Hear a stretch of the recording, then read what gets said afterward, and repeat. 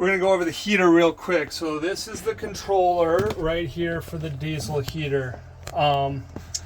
This is the main screen of the diesel heater. So you just hit the home button. I just pressed the home button, but this is the main screen. So this heater has two separate modes on it.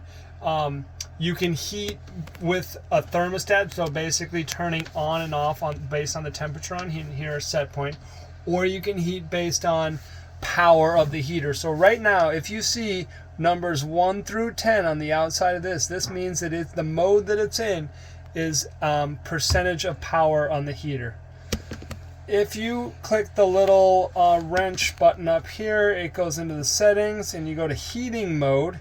You can heat off of the panel sensor or the external sensor or power. So right now it's in power, so we just can control percentage of power. Basically, we set it for 50%. It's only on 50% of its capacity forever. If we do the external sensor, that's where it's controlled off the thermostat. And if we can go back on home, that's what we mainly did. That's what we mainly did. Now you'll see 35 to 85 degrees Fahrenheit as a set point. And if you want to switch that up and down, you can use your finger here, or use the plus button and the minus button here. Okay, so right now it's in the off mode. I can still manually manipulate this, but it's in the off mode. In order to turn the heater on, you press this middle button right here, and it changes into this like little heating sign. Once it hits that, you can hear the heater. It goes through its startup cycles.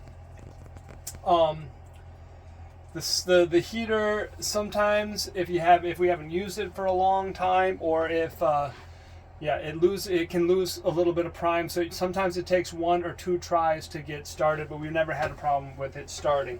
And like I said before, if you're going to use the heater, I would just make sure that there's no vacuum in here, and you crack this a little bit so it doesn't have any problem drawing that diesel into the combustion chamber. Also, if we hadn't used it, we would usually start it before we went to bed, make sure that it was running correctly before we just turn it on and go right to sleep. So I would just check it, and then you should be good to go for the evening. If you over here real quick, this is where the heater hot air blows out, and then the cold air sucking back into the heater comes in from back here. So I try not to have anything covering this vent or this vent when we're running the heater. This is where the air comes in, sucks into the heater, and this is coming out of the heater. So this will be hot. And so you want to make sure those are not. And this was a storage cubby with like hangers, so something hanging right in front of that could affect it. Yeah. That's the heater. In order to turn it off, right now, since it has this little heating sign, it's on right now. If I want to turn it off, I press that again, and it says stop.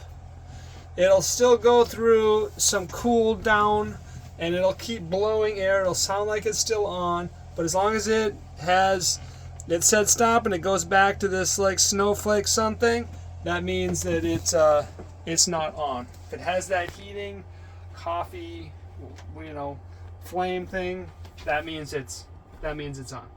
So right now, I just turned it back off.